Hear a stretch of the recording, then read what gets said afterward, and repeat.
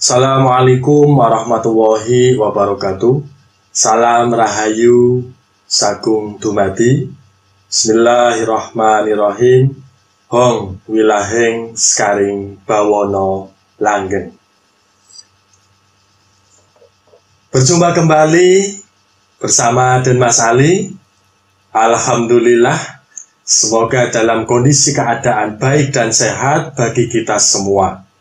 Semoga panjenengan dalam kondisi sehat pula. Kali ini Den Mas Ali akan membabar atau menguak di mana mengenai mitos fakta tentunya yang beredar di negara kita, di masyarakat Indonesia pada umumnya sudah populer dan tidak asing. Apa itu mitosnya?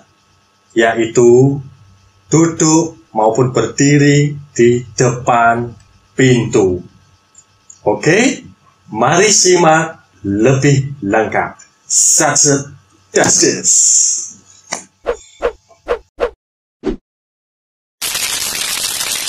Saudara-saudaraku, dimanapun berada, mari bersama Den Mas Ali akan menguak larangan duduk maupun berdiri di depan pintu. Tentunya bukan hal yang asing kita dengar dan memang sudah populer di masyarakat kita. Kenapa sih kok nggak boleh duduk-duduk di depan pintu atau berdiri di depan pintu? Nah, kita sering jumpai, ojo jago nang tengah lawang, Loh, bosek bu, tanggung bu. Dikandani kok ngeyel. Nah, ini sering terjadi kita dengar, bahkan di keluarga kita pun demikian.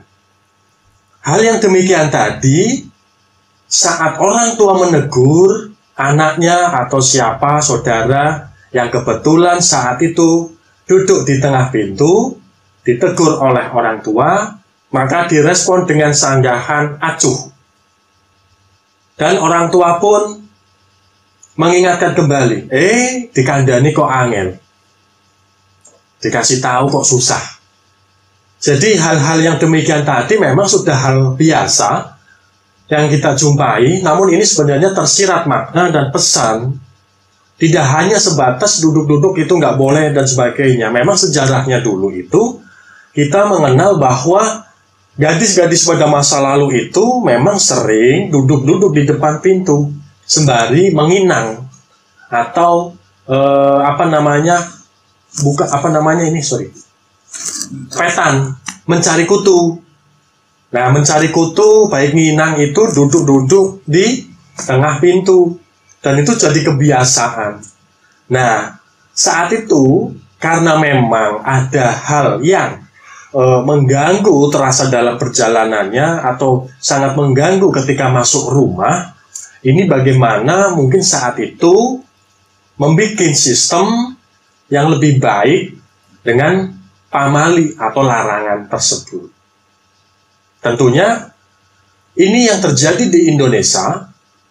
Dan mitos apa sih? Atau yang tersirat apa sih kok larangan ini? Nah, kali ini pertama ketika duduk di tengah pintu atau ketika duduk di tengah pintu maupun berdiri tentunya, intinya di situ mengganggu, mengganggu perjalanan atau lalu lalang untuk lewat masuk jalur pintu. Nah, ini memang mitosnya adalah larangan tersebut akan mengganggu, bahkan seret rezekinya. Apalagi buat gadis, ketika suka duduk di depan pintu, ini nanti susah jodohnya loh. Bener, nanti susah jodohnya, itu yang kita sering dengar. Bahkan ibu hamil pun tidak boleh duduk-duduk di depan pintu. Karena nanti bisa susah saat melahirkan. Proses kelahirannya lama karena sebab akibat dari melakukan sebelumnya duduk atau akibat suka duduk di depan pintu. Itu. Jadi saudara-saudaraku dimanapun berada, ini bisa dinalar sebenarnya. Kenapa larangan ini populer sekali dan memang manfaatnya ada. Jika memang duduk-duduk di depan pintu, kebiasaan seperti itu tidak baik juga.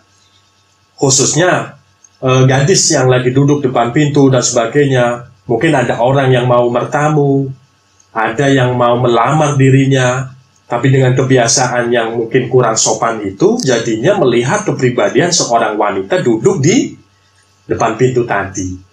Maka seyogianya duduk di ruang tamu saja, jangan di depan pintu.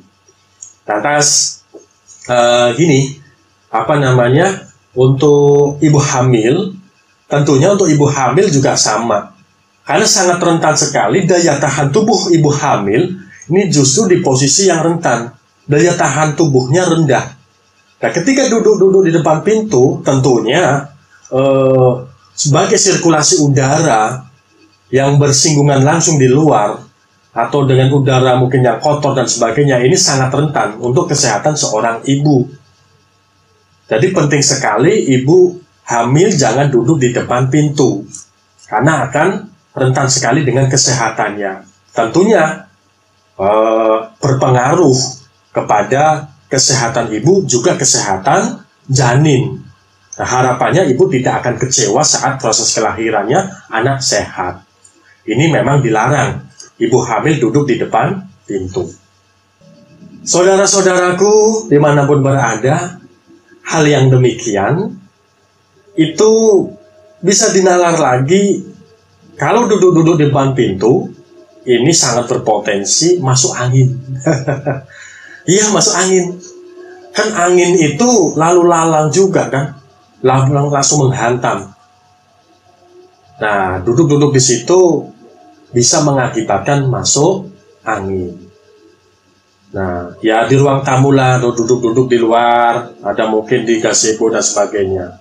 Dan ini juga memang duduk di pintu seperti itu. Itu mitosnya, memang tidak boleh apapun kondisinya, baik ibu hamil, baik gadis, ataupun sebenarnya berlaku buat cowok juga, tidak hanya gadis.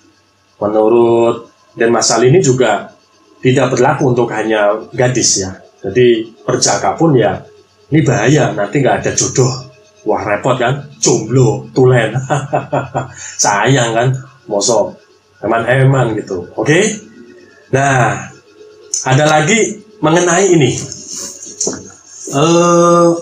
Tentunya hal-hal yang demikian tadi mitos atau faktakah?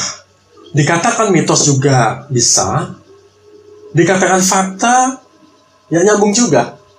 Nanti terserah para pemirsa, terserah panjenengan yang mana mau meyakini atau tidak, itu kenyataannya bisa terjadi loh. Sial, rezekinya seret, dan memang mengganggu. Ini sebenarnya selaras dengan pesan Nabi. Barang siapa yang mempermudah kesulitan orang lain, maka akan dipermudah segala urusannya, baik di dunia dan di akhirat olehnya, oleh Allah Subhanahu wa Ta'ala. Dan ini tertuang di hadis riwayat Muslim. Nah, ini kan selaras juga. Di agama pun dengan budaya, dengan tradisi ini memang selaras. Baik itu mitosnya, baik itu faktanya, secara nalar nyambung. Bahkan di hadis pun sudah dijelaskan demikian. Karena apa? Memang mempersulit ketika duduk-duduk di tengah pintu, duduk di tengah lawang. Lawang itu apa ya? Orang Jawa lawang, ya, pintu ya guys. Nah itu apa namanya? Bikin susah lah. Lalu lawang susah. Ada tamu dan sebagainya. Tentunya ini selaras. Nah, makna yang lebih dalam lagi, apapun bentuknya, sesuatu yang mempersulit, sesuatu yang menghalang-halangi, ini kan sifatnya juga simbol juga di situ. Apapun bentuknya, sikap perilaku kita, jika mempersulit permasalahan orang lain, kita juga persulit. Akan menghambat juga. Maka dari itu, selaras juga tentunya mengenai jangan duduk di depan pintu. Begitu.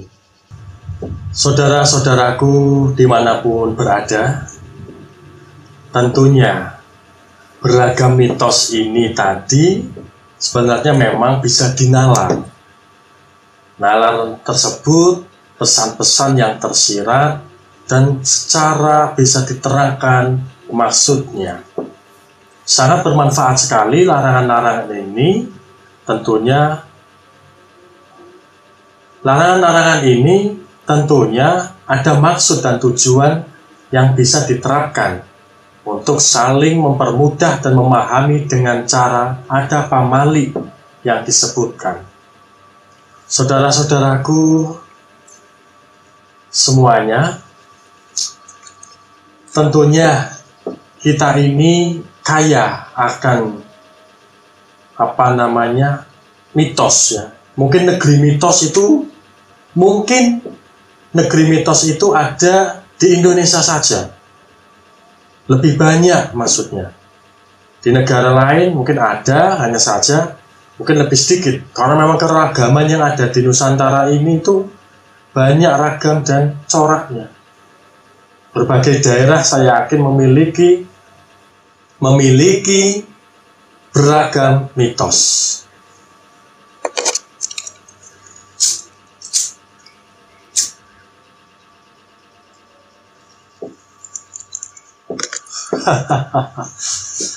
Saudara-saudaraku, apa yang dipaparkan tadi mudah-mudahan menjadi suatu hal yang positif. Tidak hanya masalah mitos belaka saja, tapi memang tujuannya adalah baik. Jadi sangat luar biasa pesan-pesan yang disampaikan oleh sesepuh kita atau peninggalan leluhur kita di era yang demikian ini memang perlu dijelaskan. Sekalipun tidak percaya dengan mitos, tapi coba dinalar, apa sih maksud dari itu? Kalau memang ada baiknya dan memang sesuai, lakukan saja. Nah, sekarang memang eranya sudah berbeda, bisa dikatakan lebih cerdas menganggapnya, harus dijelaskan. Kalau dulu memang langsung. Saudara-saudaraku dimanapun berada, apapun itu, baik mitos, baik fakta, kenyataannya kalau memang di situ ada nilai-nilai pelajaran, nilai-nilai pesan yang baik, lakukanlah. Tidak usah ini syirik, ini tidak ada di dalam hadis, ini tidak ada, mungkin belum ketemu, Anda mencari.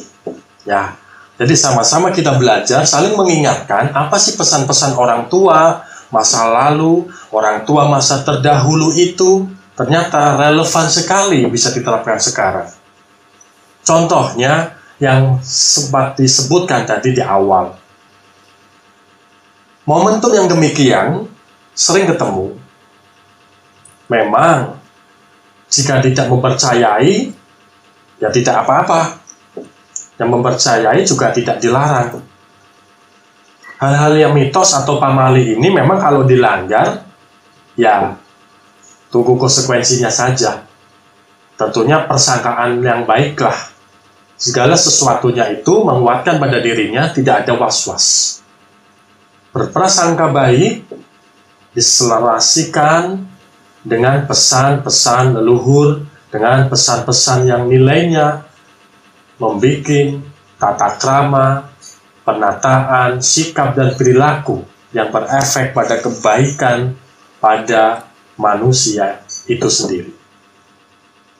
Cukup sekian menguak mitos larangan duduk maupun berdiri di depan pintu. Dan ini tidak berlaku hanya buat gadis saja, tapi buat perjaka pun juga demikian. Bahkan orang tua atau siapapun itu, jangan mempersulit, Jangan duduk depan pintu memang sebagai jalur lalu lalang lewat masuk dan keluarnya seseorang atau bagi siapa saja. Menyisihlah, tempat duduk juga sudah disediakan, sudah ditempatkan di ruang tamu atau bikin ruang yang memang untuk ngobrol lebih nyaman. Pintu itu fungsinya adalah buat lalu lalang keluar masuk. Ya kan? Iya.